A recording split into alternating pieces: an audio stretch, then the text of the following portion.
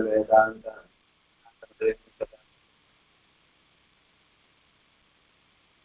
एक बार सजा करका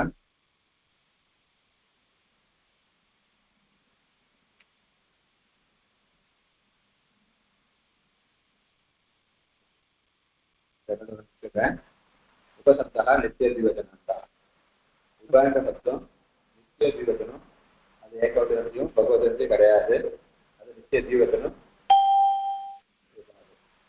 அதனால உபௌ உபௌ பிரதமா द्विवचन உபௌ உபௌ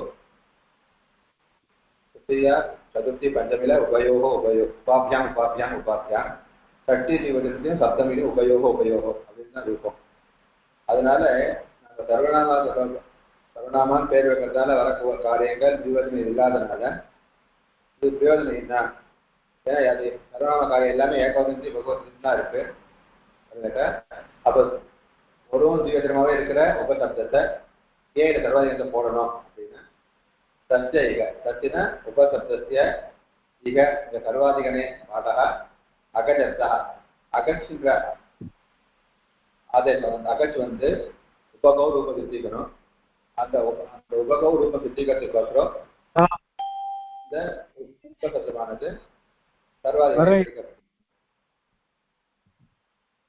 அப்புறம் உபயசப்தத்தை ஜீவசனம் நாஸ்தி அதேன்னு ஒரு பட்சம் அப்போ உபசப்தத்துக்கு தயப்பிரத்திய வந்து அதுக்கு அயப்பிரத்திய வந்து உபய ரூபம் ஆறுது அந்த உபய ரூபம் ஆறுனாவுக்கு அந்த உபய சப்தமானது ஜீவத்துல ஏகவசம் இருக்க போறது அப்படி இருக்கிறது தயப்பிரத்தியமா இருக்கிறதுனால பின்னாடி சொல்றோம் பிரதம சர்ம தயால் பார்த்த கதிபயனே மாச்ச அப்படின்னு சொல்றதுனால தயப்பிரத்தியாந்தமா இருந்தா சர்வநாம சஞ்சா விகல்பன வரப்போகுது ஆனால் உபய சப்தம் தயப்பிரத்தியாந்தமா இருக்கிறதுனால அதுக்கு வந்துடும் சர்வநாம சஞ்சா விகல்பன வந்துடும் ஆனால் இந்த சர்வாதிகன படிக்கப்பட்டதுனால என்ன கிடைக்கிறதுனா அந்த தயப்பிரத்தியாந்தமா இருந்தாலும் உபய சப்தமானது நிச்சயமாக சர்வநாம சஞ்சா விகல்பன கிடையாதுன்னு பார்க்கிறோம் வரக்கூடாதுன்னு பார்க்கிறோம் உபய சப்தத்தை சர்வாதிகனே பாடதான பிடிக்கப்பட்டிருக்கு அப்போ அதனால உபயசப்தா ஜீவசனம் நாஸ்தின்னு சொல்லியிருக்கு உபயசப்தத்துக்கு போட்டதுக்கு காரணம் அதை பிரதம தயார் பார்த்த சொல்றதுனால தயப்பிரத்தியாந்தமா இருக்கிறதுனால விகல்பேன சர்வநாம சம்ஞா வரத்தை தடுத்துட்டு சர்வாதிகனை படிக்கப்பட்டதுனால அதுக்கு உபயசப்தத்துக்கு மாத்திரம் நித்தியமே சர்வநாம சம்ஞா அதுக்கப்புறம் உபயசப்தத்துக்கு சர்வாதிகனை பாடமாக பிடிக்கப்பட்டிருக்கிறது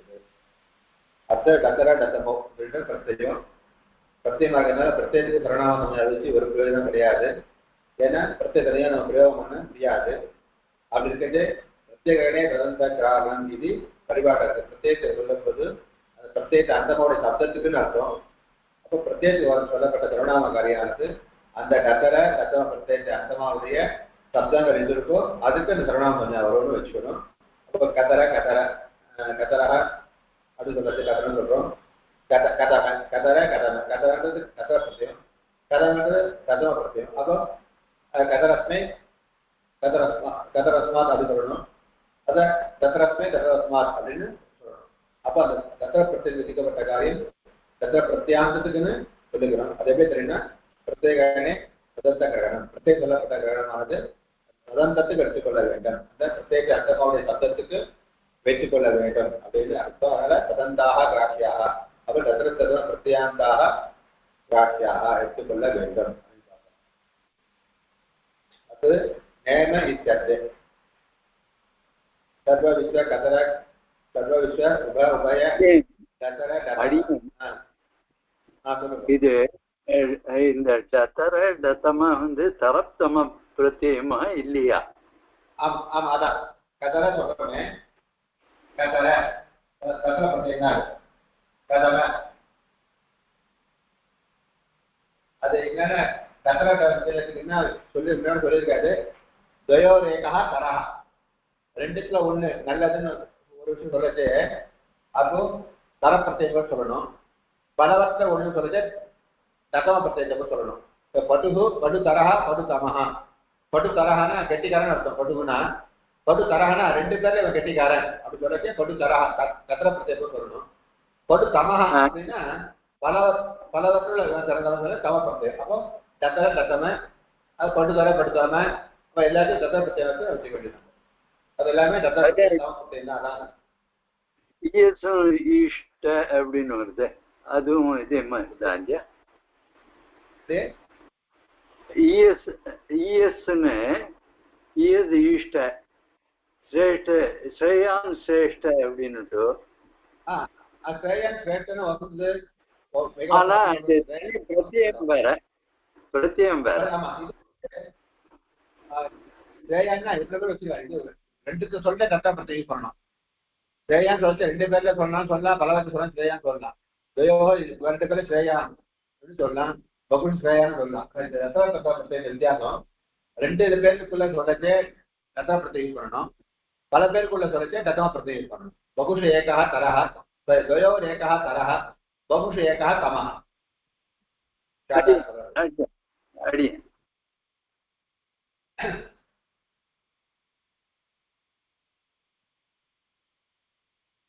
நேமை நேம சப்தமும் சர்வாதிகள் கிடைக்கிறதுனால சர்வநாம சஞ்ஞானம் உண்டு. அதுக்கும் நேமஹா நேமோ நேமே நேமாக வேற பக்குவத்திலிருந்த வேதப்படுறது நேமாக சொல்ல போறோம். நேமேக்கும் சர்வநாம சம்ஞானது உண்டு.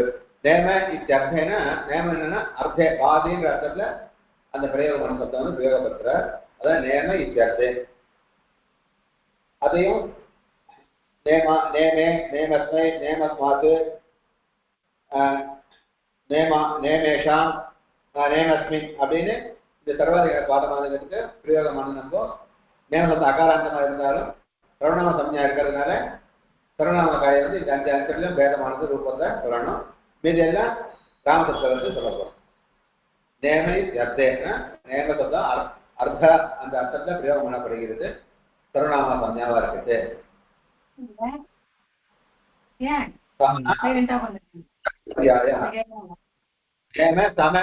இல்லையா அந்த சமன்றது சர்வ அர்த்தம் எல்லா அப்படின்னு அதுக்கு அர்த்தம். நேமத்து சர்வன்ற அர்த்தம் சர்வாதிகள் பிடிக்கப்பட்ட சமன்ற சப்தத்துக்கு சர்வஹா அப்படின்னு அர்த்தம். சர்வ பரியாய பரியாயினா சமான சினானின்னு சொல்றாங்க.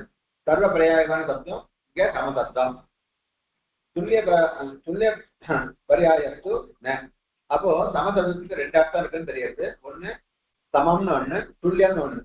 துல்லியம் அப்படின்ற அர்த்தத்துக்கும் சமம் அப்படின்றதுக்கும் எதையும் சொல்றது எதுவும் சமானமா இருக்குன்னா சமானம், துல்லியமா இருக்கு அப்படின்றது கொஞ்சம் வித்தியாசம் இருக்கிறதுனால இங்க சமன்றது சர்வ இல்ல சாரி சமன்றது எல்லான்ற ஒரு அர்த்தம் சொல்றது, துல்லியன்ற அர்த்தம் சொல்றது. இந்த அர்த்தம் எல்லான்ற அர்த்தத்தை தான் எடுத்துக்கணும், துல்லியன்ற அர்த்தத்தை எடுத்துக்கொள்ள கூடாது. சமானம் சர்வ பரியாய துல்லிய பரியாயத்து துல்லிய அர்த்தத்தை கூட தல சப்தமானது இங்க படிக்கப்படலை அப்படின்னா சரி. இங்க சமசப்தம் துல்லியார்த்தம் படிக்கப்படலை, எல்லாம் அப்படி படிக்கப்பட்டது எப்படி சொல்றோம் அப்படின்ட்டு சொல்றோம்னா உதாரணம் அதுக்கு உதாரணம் இருக்கு. யதாசங்கிய அனுதேச சமான ஞாபகால் சூத்திரம் யதாசங்கிய அனுதேச சமானம் சூத்திரம் பார்த்தோம்.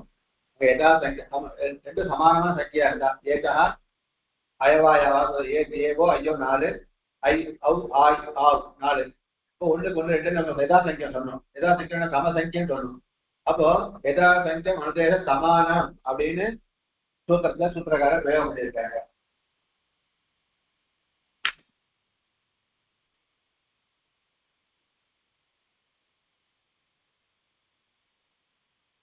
சமானம்னு சூத்திரத்துல படிக்கப்பட்டிருக்காங்க. அங்க சமான நேரத்தை பார்த்தோம். யதாசங்கியம் சமசங்கியை 4 அது சாணி 4 ஆதேச 4. அப்போ சமசங்கியை யதாசங்கியம் அதுவே சமானமாக இருந்தால் அப்போ துல்லியமாக இருந்தால் யதாசங்கியத்தன வரும்னு சொல்லி பார்த்தோம். அப்போ சமானம் துல்லிய பரியாயமா இருக்கிறது. சமசப்தம் எல்லா அர்த்தத்தையும் உண்டு, ரெண்டு அர்த்தத்தையும் சரணாம சஞ்சம் உண்டுன்னா இப்ப என்ன பண்ணணும்? சமானம் சுற்ற ராமானமே பண்ணிட்டேன். பணம் என்ன பண்ணணும்? சர்வேஷா மாதிரி சமேஷான்னு பண்ணிருக்கேன். அதை எப்படி பண்ணிருக்கேன்? சமானம் பண்ணிருக்கேன். அப்போ சர்வ சப்தத்துக்கு ரெண்டு அர்த்தம் இருக்கு. ஒன்னு துல்லியம்னு ஒரு அர்த்தம் இருக்கு, சர்வம் ஒரு அர்த்தம் இருக்கு. துல்லிய அர்த்த பிரயோகம் பண்ணிச்சு அவருக்கும் எப்படி பண்ணிருக்கேன்? சமானம் பண்ணிருக்கேன். அப்போ துல்லிய சப்தார்த்தமா சமசப்தம் இருந்தால் சர்வநாமா கிடையாது. அப்போ சமசப்தார்த்த சர்வநாமம் தான் உண்டு அர்த்தம் தெரிஞ்சுக்கிறது. அப்போ அதனால சமசப்தம் 2 அர்த்தம் சொன்னாலும் துல்லியம் அர்த்தம் சொல்லச்சே அதுக்கு சர்வநாம சம்ஞா கிடையாது, சர்வநாம காரியம் வராது. எல்லாம் சர்வ பரியாயமா இருந்தாதான் அப்போ அதுக்கு சர்வநாம சம்ஞா, அதுக்கு சர்வநாம காரியங்கள் வரும். சமஹ சர்வ பரியாய சமசப்தமானது இங்க சர்வங்கிற பரியாய சப்தமா போல அது துல்லிய பரியாய அர்த்தமானது கிடையாது. அது எப்படி தெரியுதுன்னா யதாசங்க அனுதேச சமானம் சூத்திரமே எப்படி பண்ணிட்டு சமானம் பண்ணிட்டு அங்க சமானம் எடுத்து துல்லியம் அர்த்தம். அப்ப சமானம் துல்லிய அர்த்தமா இருந்தாலும் சமசப்தத்துக்கு சரணம் எழுந்திருந்தால் என்ன பண்ணிட்டு சமேஷான் சூத்திரம் பண்ணிருக்கணும். ஏன்னா சுதாகம் சமேஷான் பண்ணிருக்கான், பகல சமானா ராமானா மாதிரி பண்ணிட்டு, அதனால அதுக்கு துல்லிய பரியாயமா இருக்க சரணாம சமயம் கிடையாதுன்றது தெரியாது. அப்போ ஞாபகம் என்ன, அதே இதே கிடையாதுன்றதை சொல்லி காட்டுறதுன்னு அர்த்தம். சமசப்தத்துக்கு துல்லிய பரியார்த்தமா இருந்தால் சர்வநாமம் கிடையாதுன்றத இந்த சூத்திரமானது சமானான பதத்தினால சொல்லி காட்டுகிறது அப்படின்னு அர்த்தம். புரியுதா? திரும்பி சொல்லலாம். புரியுது அடியேன்? நல்ல போலாமா? அடியேன் அப்போ இது சமேஷான்ற ஒரு இது ரூபம் இருக்கா இதுக்கு? எல்லாம் அர்த்தம். ரெண்டு அர்த்தம், துல்லியம் ஒரு அர்த்தம், சர்வம் ஒரு அர்த்தம். துல்லிய அர்த்தம் வந்தா சமானம் ஆகும், சர்வ அர்த்தம் சமேஷம் ஆகும். ஏன்னா சர்வநாம சமயம் உண்டு.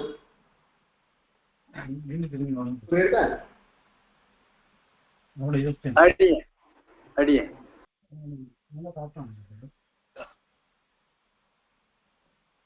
அர்த்தசூத்திரம் பூர்வபராவர கட்டினோத்தர அபராதராணி விவசாயம் திருப்பி போய் கீழே நிக்க வேண்டான்ட்டு ரசத்தை அப்படியே ஓரமா ஊத்திடுவாங்க. ஏன்னா 2ஆவதுல போய் நீங்கன்னா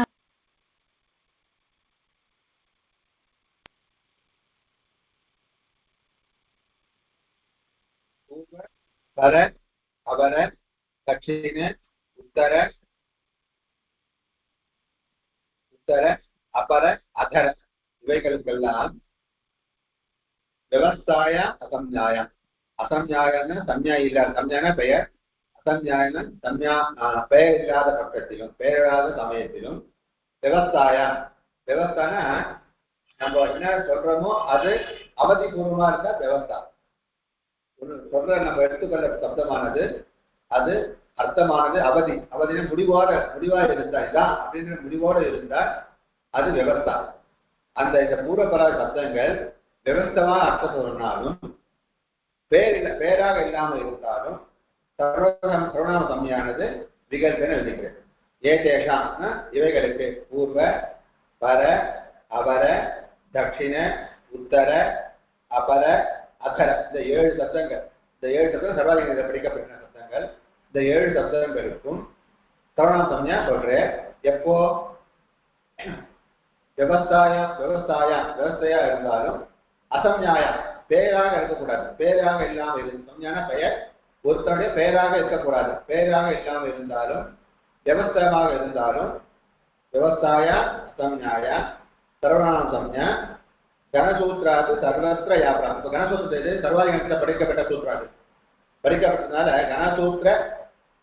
சூத்ராத்து கனசூத்திர படிக்கப்பட்டதுனால சர்வத்திர எங்க ஜஸ்தில சதுர்த்தியில பஞ்சமியில சஷ்டி பகவதனத்தை சப்தமி ஏகவதனத்தை சர்வத்திர யா சம்யா பிராப்தா சர்வநாம சம்ஞான எந்த சமயம் வருமோ எது வரப்போறது சர்வாதிகார படிக்கப்பட்டதுனால சர்வநாம சம்ஞானது வரப்போகுது. யா சம்யா பிராப்தா அந்த சமயானது ஜசி வாக்கியா ஜஸ் பிரத்யேகத்துல மாத்திரம் விகல்ப ஜஸ்ல மாத்திரம் விகல்பேன விதிக்கிற திருப்பி சொல்ற ஏதேஷாம் இந்த 7 சப்தங்களுக்கும் இந்த இது சர்வாதி அந்தர்கண சூத்திரம் பேர். இது கணசூத்திரத்துக்குள்ள கணக்குள்ள இருக்க சூத்திரம். இது பூர்வ பர அபர தட்சிண உத்தர அபர அதர அப்படின்னு 7 சப்தங்களையும் சொல்லிருக்கு. இந்த 7 சப்தங்கள் தான் ஏதேஷாம் அப்படின்னாலும் எடுத்துக்கொள்ளணும். ஏதேஷாம் இவைகளில் விவசாயம் அசம்ஞாயம். விவசாயம்னா நீ எடுத்து சொல்ற சப்தங்களுக்கு ஒரு முடிவோடு இருந்தார், நீ ஒரு விதியோ நியமம் இவ்வளவுதான் அப்படின்னு முடிவோடு இருந்தார். உதாரணம் சொன்னா புரியும். உதாரணம் சொல்றேன். விவசாயம் அவதிபூர்வமா இருந்தார், அவதியா முடிவோடு இருந்தார் அர்த்தம். அப்படி இருக்க பட்சத்திலையும் அசம்ஞாயம் சம்ஞாவா இல்லாத பொழுது பெயராக அது பூர்வம் ஒரு பேர் இருந்தா கிடையாதுன்னு அர்த்தம். உத்தரன் ஒரு பேரா இருந்தா கிடையாதுன்னு அர்த்தம். அது அசம்யா. உத்தரன் பேர் இருந்தா சம்யா, பேரா இருந்தா சம்யாவா போயிடும். அது பேராக இருக்கக்கூடாது. அசம்ஞாயம் சரவண சம்யா கனசூத்ராது. சரவண சம்யானது கனசூத்ராது. கணத்துக்குள்ள படிக்கிற சூத்ராது சர்வத்ர எல்லா இடத்துலையும் யா பிராப்தா எந்த சரவண சம்யானது பிராப்தா எந்த சரவண சம்யானது பிராப்தமாகதோ சா அந்த சரவண சம்யானது ஜசி ஜஸ்பிரத்தி வர்க்கமா இருக்கும் பொழுது வா. ஏன்னா ஜத்துல ஸ்ரீபாவம் சொல்லியிருக்கேன் பிரதமான பகவதத்துல சரவணாமக்காக சொல்லப்பட்டிருக்கு. அந்த சரவணாம கதைமான ஜத்துல இந்த ஏழுகளுக்கும் வா யா விகல்பேன வர நிச்சயமா வரல விகல்பேன வருகிறது அப்படின்னு சூப்பத்துக்கு அர்த்தம். சந்தேகம் இருக்காருன்னா அடியேன் ஒண்ணு கேட்கணும். அது அவதி இல்லாத உதாரணம்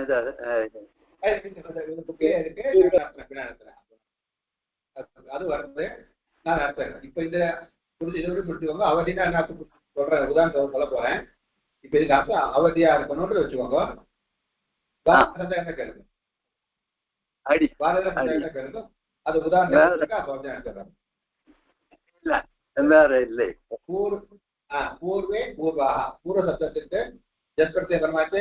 பூர்வே கருணாம் சம்யா வந்தால் பூர்வே ரூபம் அது விகல்பேன சொல்லியிருக்கு. அப்படி வரலன்னா பூர்வாக.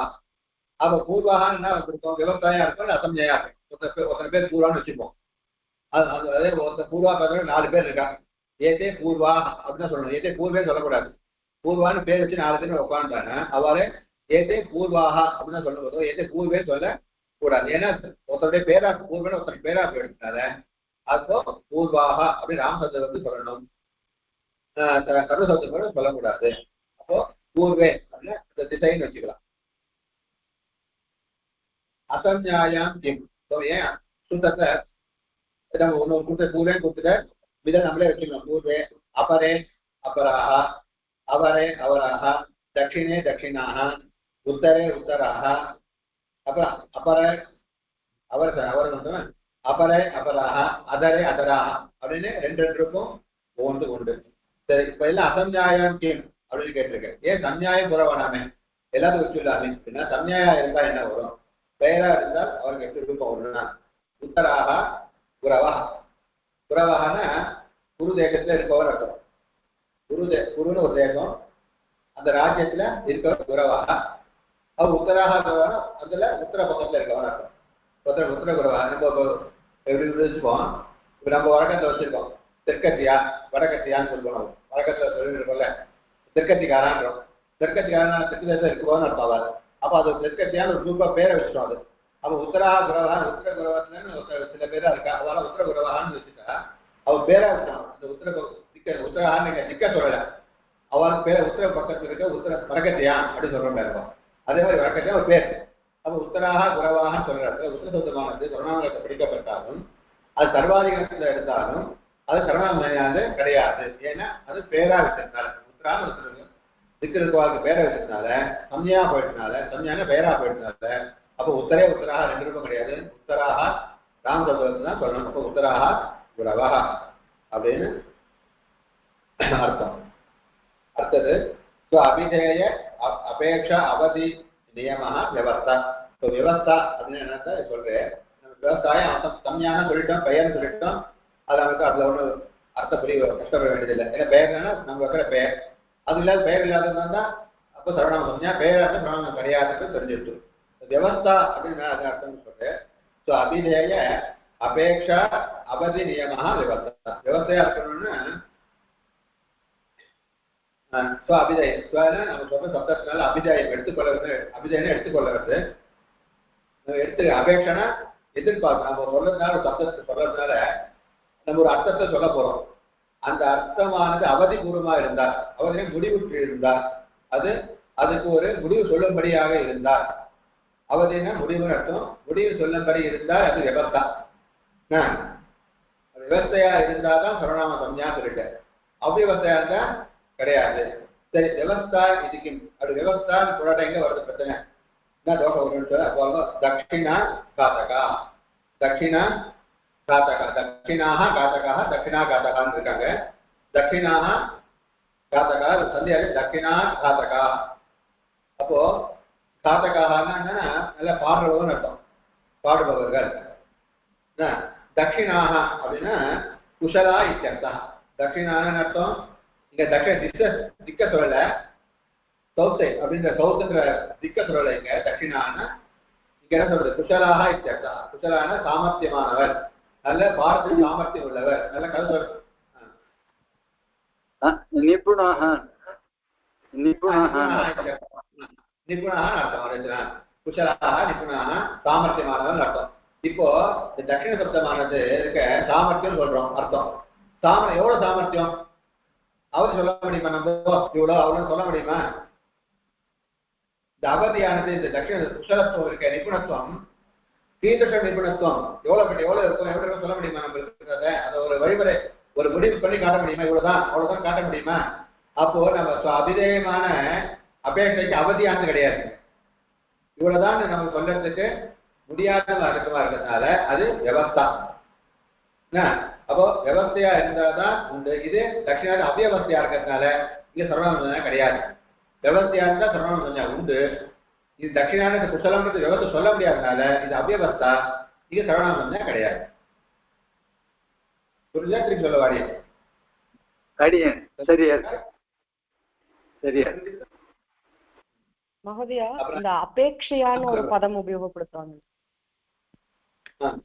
அபேட்சையான ஒரு பதம் அதான் நம்ம எதிர்பார்க்கறது நம்ம எதிர்பார்க்கிறோம். ஒண்ணு எடுத்துட்டு இருக்கோம், அதை எதிர்பார்க்கிறோம் ஒரு பதத்தை அர்த்தம் சொல்றதுக்கு.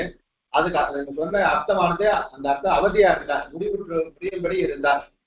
இப்ப நம்ம தட்சிணா பதம் எடுத்துட்டு இருக்கோம், பதம் தட்சிணா பதம் அதான் சொல்லப்படுற அர்த்தம் குஷலத்துவம், சொல்லப்படுற அபிதேயமான அர்த்தம் அதான் குசலத்துவம். ஓகேவா? அது அந்த குசலத்துவமானது அபேட்சை எடுத்துக்கிறது. அந்த குசலத்துவம் எடுத்துட்டு இருக்கோமே அந்த தட்சிணா தத்துவம், அதனால கிடைக்கிறது அந்த குசலத்துவத்தை நம்மளுக்கு அவதிபூர்வமா சொல்ல முடிஞ்சா, அந்த குசலத்துவம் இவ்வளவுதான் நிரூபிக்க முடிஞ்சா அது வியவஸ்தா. நிரூபிக்க முடியலன்னா அது அவ்வியவஸ்தா. இப்போ எங்க வியவஸ்தையா இருக்கோ அங்கதான் சர்வநாமம் முடிஞ்சா. இப்ப குசலத்துவம் நம்ம தட்சிண சப்த குசலத்துவம் அர்த்தம் சொன்னால் அங்க இவ்வளவுதான் அவதியை நம்ம சொல்ல முடியாது. அபிதயமா நம்ம எடுத்துக்கொண்ட குசலத்துவத்துக்கு அர்த்தம் இவ்வளவுதான் குசலத்துவம் இருக்குன்றது நம்ம அபேட்சையை காட்ட முடியாதனால, எதிர்பார்ப்பு நம்மளால பூர்த்தி பண்ண முடியாதனால, அவதி சொல்ல முடியாதனால அது அவ்வியவஸ்தவா இருக்கு. அப்போ சர்வநாமம் கிடையாது. அஸ்து மகோதயா. அதாவது மம அபேட்சையா மம மித்ரஹ சம்யக் பட்டதி அப்படின்னு வருதுன்னு வச்சுக்கோங்க. அப்படி இல்லை, அப்படி எடுத்துக்கோ. தட்சிணா நம்ம கிழக்கு திக்க வச்சுப்போம். தெற்கு இதான் தெற்கு எக்ஸாம் அப்படிங்க முடியாது. நமக்கு இந்த பக்கம் தெற்கு, இது நார்த்து அப்படின்னு நான் தட்சிண சொல்றதுக்கு அர்த்தத்தை கிழக்குன்னு அந்த தெற்குன்னு சொன்னா அது அவதிபூர்வம் சொல்ல முடியாது. இதான் தெற்குன்னு இந்த பக்கம் அவதிபூர்வம் சொல்ல முடியும்.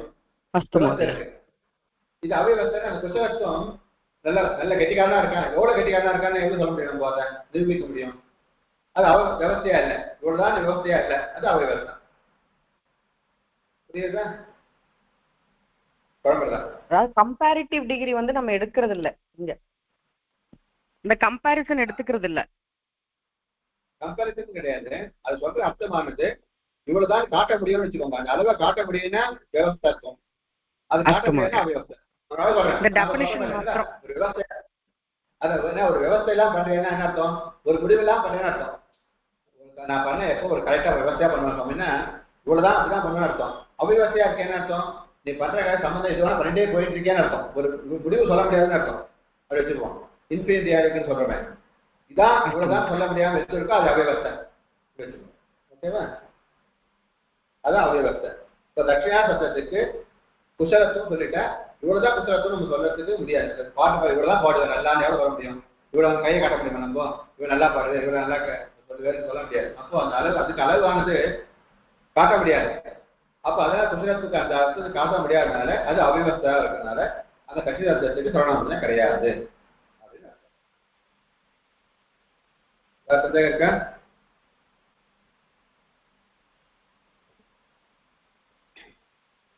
அர்த்தம் சொல்றோம். சுமஜ்ஞாதி தனாக்யாயா துவம் அஜ்ஞாதி தனாக்யாயா அப்படின்னு சொல்றோம். ஞாதி தன அந்நியவாச்சினः சுசப்தஸ்ய பிராப்தா சம்ஞா ஜதி வா. ஞாதி தனவாச்சினா, ஞாதி அப்படின்ற அர்த்தத்தையும் தனம் என்ற அர்த்தத்தையும் வாச்சினா சொல்லக்கூடிய சுசப்தஸ்ய ஸ்வன்ற சப்தம் இருக்க, அது அந்த சப்தத்துக்கு பிராப்தான வர வேண்டிய வர இருக்கிற சரவணாம்னா சுசப்தம் சர்வாதிகம் கிடைக்கப்பட்டிருக்கிறதுனால அந்த சுசப்தத்துக்கு சரவணாம்யா பிராப்தா வர இருக்கு. அந்த வர சரவணாம்யா ஜதி ஜஸ்பிரத்தியம் பரமா இருக்கச்சு வா விகல்பேன வருது அப்படின்னு அர்த்தம். இப்ப சொம் சப்தத்துக்கு 4 அர்த்தம் சொல்றேன். சொம் சப்தத்துக்கு 4 அர்த்தம். ஆத்மான்னு அர்த்தம், ஆத்மீயன்னு அர்த்தம், ஞாத்தின்னு அர்த்தம், தனம்னு அர்த்தம். ஆத்மா, ஆத்மீய, ஞாதி, தனம் அப்படியே 4 அர்த்தத்தை சொசப்தமே சொல்லலாம். சொசப்தத்துக்கு 4 அர்த்தம் சொல்லக்கூடிய சாமர்த்தியமானது இருக்கு. ஆத்மான 4 அர்த்தம். ஆத்மீயம் என்னுடையன்னு சொல்றோம், ஆத்மீயம். அப்போ ஆத்மீயம் அர்த்தத்தையும் சொசப்தமான சொல்லும். ஞாதிகள், ஞாதின்ற வார்த்தையும் சொசப்தம் சொல்லும். தனம், பணம்ன்ற அர்த்தத்தையும் சொசப்தமானது சொல்லும். இப்படி சொசப்தம் 4 அர்த்தம் சொல்லக்கூடிய சாமர்த்தியமானது அதுக்கு உண்டு. அப்படி இருக்கட்டு அதுல 4ல ஞாதி தனவாச்சனா, ஞாதி சப்தமும் தன சப்த ஞாதி அர்த்தத்தையும் தன அர்த்தத்தையும் சொல்றதா இருந்தால் சொசப்தத்திற்கு சர்வநாம ஜட்டில விகல்பன வரும். ஓகேவா? ஞாதி சப்தம் சொல்லத்தேவும் தன சப்தம் சொல்லத்தேவும் சொசப்தத்துக்கு சர்வநாம ஜட்டில விகல்பன வரும் அப்படின்னு சொல்றாங்க. அப்போ வா மத்ததுக்கு விகல்பம் கிடையாது. ஒரே தன பின்ன வாசனா தப்பா சொல்லிட்டேன். ஞாத்தி தன அந்நிய வாசனா, ஞாத்தியா இருக்கக்கூடாது, தனமா இருக்கக்கூடாது. அதை காட்ட பின்னமா இருக்கிற ஆத்மா, ஆத்மீய ஆத்மா சொன்னா கர்ம சம்ஞா உண்டு. பார்த்துக்கணும். ஞாதி தன, ஞாதி வாசகமும் தன வாசகமும் அந்நிய வாசனா. அதை காட்ட மற்ற 2 என்னது? ஆத்மா, ஆத்மீயம். அதை சொல்லக்கூடிய சப்தமா இருந்து சொசப்தமா இருந்தா சர்வநாம விகல்பேன வருதுன்னு அர்த்தம். ஓகேவா? ஸ்வே ஸ்வாஹா அப்படின்னு ஆத்மீயாக ஆத்மானஹா இதுவா. ஆத்மீயானு சொல்ல, ஆத்மானஹான்னு சொல்ல. ஸ்வேனா சர்வநாம சம்ஞா வந்தால் ஸ்வேன் ஆகும், இல்லைன்னா ஸ்வாஹா ராம சப்தத்துக்கு ஸ்வாஹான்னு ஆகும். அப்போ என்ன அர்த்தம்? ஸ்வே சொன்னால் ஆத்மான்னு அர்த்தம், இல்லை ஆத்மீயன்னு அர்த்தமானது அதுக்கு கிடைக்கும். சொல்லுங்க. இல்ல, அதாவது இந்த ஞாத்தியும் தனத்துக்கும் அது இல்லாம இருக்கணும். இந்த 4ல ஆத்மா ஆத்மீயவா இருக்கணும். அப்படி இருந்தா தான் அது.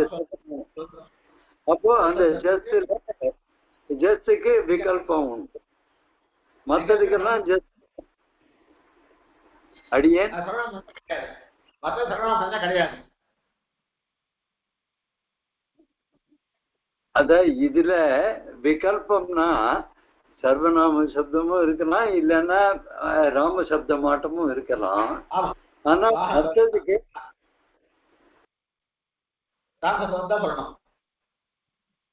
ஞாதி தன வாக்கியமா இருந்தால் ராம சப்தவத்து ஸ்வாஹா இத்தியே ரூபம் பவதி. அடியேன் சரி. ஞாதி தன அந்நிய வாச்சினா, அந்நிய வாச்சினா மற்ற வாசிகள் மீது 2. அதுக்கு சுசப்தஸ்ய பிராப்தா சம்ஞா, பிராப்தான வர வேண்டிய சர்வநாம சம்ஞா ஜதி வாசியா, ஜத்துல விகல்பேன வருகிறது. ஸ்வே ஸ்வாஹா, சர்வநாம சம்ஞா வந்தால் ஸ்வே, வரலன்னா ஸ்வாஹா அப்படின்னு இருக்கும். அப்ப என்ன அர்த்தம்? ஆத்மீயாக ஆத்மனா இதுவா. ஆத்மானு வச்சுக்கலாம், ஆத்மீயான்னு வச்சுக்கலாம். நம்ம 2 ஒரே ரூபம் தான் போகிறது. நம்ம பேர் வச்சா அந்த இடத்துக்கு தகுந்த நம்ம அர்த்தம் வச்சுக்கணும். ஆத்மானு வச்சுக்கலாம், ஆத்மீய அர்த்தம் யூஸ் பண்ணலாம் அப்படின்னு அர்த்தம். இதுவானா இதுவோ அதுவோன்னு அர்த்தம். ஞாதி தனவாசி நஸ்து. அப்போ இல்லை இந்த காற்று பின்னமான ஞாதி வாசகமாகவோ தனவாசகமாகவோ இருந்தால் ஸ்வாஹா. அப்ப என்ன பண்ணணும்? ஸ்வேன் சொல்லக்கூடாது, ஸ்வாஹா தான் சொல்லணும். ஸ்வாஹா. அடியேன் ஒரு கேள்வி. அதாவது இது அந்த ஜஸ்டுக்கு மட்டும்தான் இந்த விகல்பம். இப்ப சத்தியம் ஆனா மத்ததெல்லாம் முன்ன சொன்ன மாதிரி ஸ்மை ஸ்மார்ட் ஸ்மின் எல்லாம் அப்படியே தான் வரும் இல்லையா? இப்ப சத்தியம் அப்படிதான் வரும். அது சொல்லப்ப திரும்பி எழுத போறேன். இந்த சுத்தம் நடத்த வரைக்கும் நம்மளுக்கு ஜஸ்ட்ல தான் விகல்பம் இருக்கு. அதுக்கு வித்தியாசம் சொல்ல போறேன் பின்னாடி. இப்ப வந்து நம்ம சூத்திரம் நடத்துறது இந்த சூத்திரம் வரைக்கும் ஜஸ்தி, இந்த சூத்திரத்தினால ஜஸ்தி வா விகல்பா இது மாத்திரம் தான் விகல்பம். அடி ஞாதி தனவாசினஸ்து ஸ்வாஹா அதை வச்சுக்கணும். அப்ப ஸ்வாஹா என்ன அர்த்தம்னா ஞாத்தையா அர்த்தோவா, ஞாத்தையான ஞாத்திகளோ, அர்த்தகான செல்வம் தனம். இங்க அர்த்தகான ஞாத்தி அர்த்தகான கிடையாது, அர்த்தகானங்க செல்வம் தனம்னு அர்த்தம். தனத்துக்கு செல்வம்னு அர்த்தகான ஒரு அர்த்தம் உண்டு, அதை எடுத்துக்கணும். ஞாத்தையா இல்ல அர்த்தகா வா, ஞாத்தின்னு அர்த்தமோ இல்ல செல்வம்ன்ற அர்த்தமோ இல்ல தனம் அர்த்தமோ ஸ்வாஹான்னு சொல்றதே வரணும் அப்படின்னு அர்த்தம். வேற கேள்வி இருக்கா?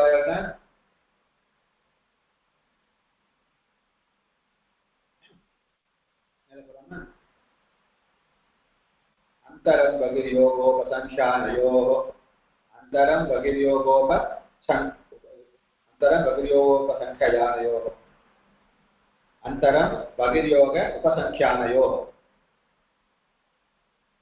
வாக்கியே பரிதானியே च अर्थे अंतरशब्दस्य प्राप्त संज्ञा जसि वा वाक्येन வெளியில் அர்த்தம். வாக்கியம் சொல்றது அந்தரம் வாக்கியம், வாக்கியம் என்ற அர்த்தத்தையும் பரிதானம்னா மூடுறதுன்னு அர்த்தம், மறைக்கிறது மூடுறது அர்த்தம். வாக்கியார்த்த பரிதானம் அர்த்தத்தையும் ச அர்த்தேன அந்த அர்த்தத்தையும் இதுவே அதுல ரெண்டும் சொல்லணும் தெரியல. வாக்கியார்த்தம் சொன்னாலும் சரி, பரிதானம் அர்த்தத்தை சொன்னாலும் சரி, எது அந்தர் சப்தத்திய அந்தர் சப்தமானது வாக்கியம் அர்த்தம் சொன்னாலும் பரிதானம் அர்த்தம் சொன்னாலும் யா சம்யா பிராப்தா. அப்போ யா சம்யா சரணாம் சம்யா பிராப்தா. இதுக்கு அந்த பர்வதினை படித்தது சரணாம் சம்யா பிராப்தா.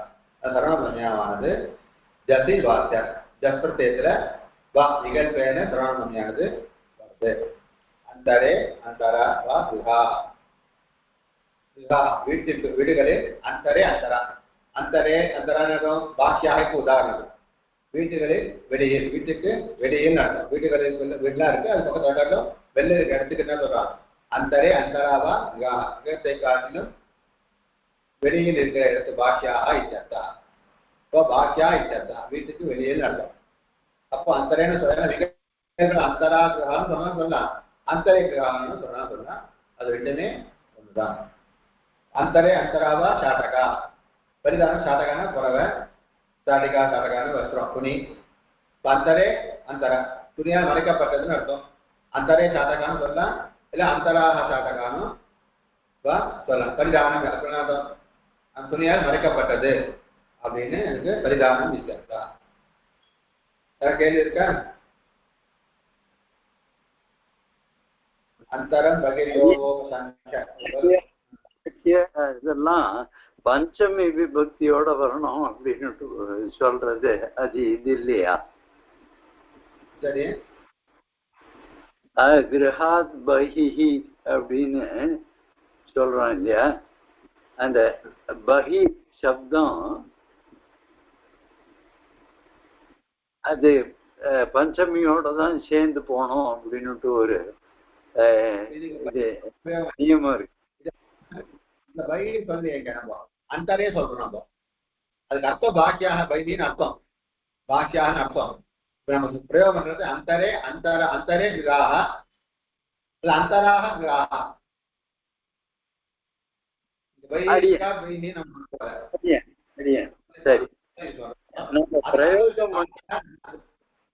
அர்த்தத்தை பாக்கியாகன்னு அர்த்தம் சொல்றாரு. अंतर बहिर्योगोपसंख्यानयो அப்படி சொல்றோம். வாக்கிய பரிதானியே ஜாத்து வாக்கியார்த்தத்தும் பரிதானம் சொல்ற அர்த்தத்திலையும் பிரயோகப்படுத்தப்படுற அந்த சப்தமானது அந்த சப்தத்துக்கு வரக்கூடிய பிரணாம காரியமானது ஜஸ்ல விகல்பேன வருது சொல்லிருக்கு. அது வாக்கியத்துக்கு உதாரணம் அந்தரே அந்தராவா. அந்தரே வான்னு சொன்னாலும் இதுவோ அதுவும் அர்த்தம். அப்ப என்ன வச்சுக்கணும்?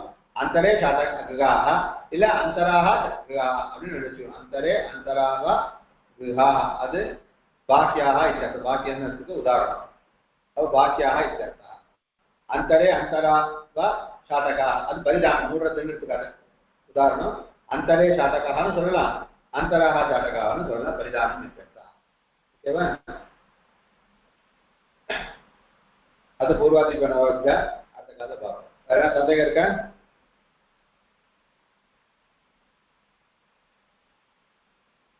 அதான் அந்த பரிதானியா எப்படி வருது அதுல அந்தரே அந்தரா வந்து அந்தரே சாதகான துணியால மூடப்பட்டதுன்னு அர்த்தம் சரி அடியேன் புரிஞ்சது சரி அந்த பரிதானத்தை அர்த்தம் வச்சுக்கணும் நம்ம அந்த துணியால் மூடப்பட்டது அதுதான் இருக்க ಧನ್ಯವಾದ ನಾಳೆ ಕ್ಲಾಸ್ ಉಂಟು